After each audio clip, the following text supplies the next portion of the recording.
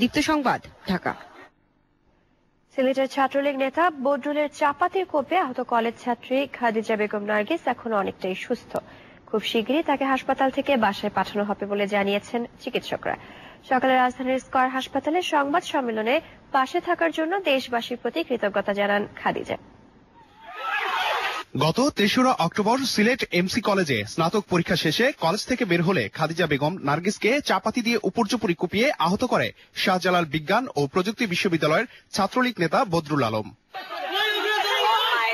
এরপর প্রথমে তাকে সিলেট ওসমানী মেডিকেল কলেজ হাসপাতালে প্রাথমিক চিকিৎসা দেওয়া হয়, পরে উন্নত চিকিৎসার জন্য ঢাকায় আনা হয়। তারপর থেকে খাদিজা রাজধানীর স্কয়ার হাসপাতালে চিকিৎসাধীন রয়েছেন। হাসপাতালে কয়েক ধাপে খাদিজার শরীরে অস্ত্রোপচার করা হয়। দীর্ঘমেয়াদী নিবিড় চিকিৎসা ও পরিচর্যায় খাদিজা ধীরে ধীরে সুস্থ হয়ে উঠেছেন। সকালে সংবাদ সম্মেলনে স্কয়ার হাসপাতালের মেডিকেল সার্ভিসেস বিভাগের পরিচালক মির্জা নাজিমউদ্দিন খাদিজার সুস্থতার কথা জানান। সে এখন নিজে খেতে পারে, যে কোনো লেখা পড়তে পারে, ধরে ধরে হাঁটতে পারে, নিজে লিখতে পারে। মেডিকেল বোর্ডের সিদ্ধান্ত অনুযায়ী যেহেতু তার ফিজিওথেরাপি দরকার, সেটা হলো রিহ্যাব ফিজিওথেরাপি, তার জন্য তাকে হসপিটাল থেকে ডিসচার্জ করা যেতে পারে। এ সময় খাদিজা সংবাদ সম্মেলনে উপস্থিত সবাইকে ধন্যবাদ জানান, কৃতজ্ঞতা প্রকাশ করেন দেশবাসীর প্রতি।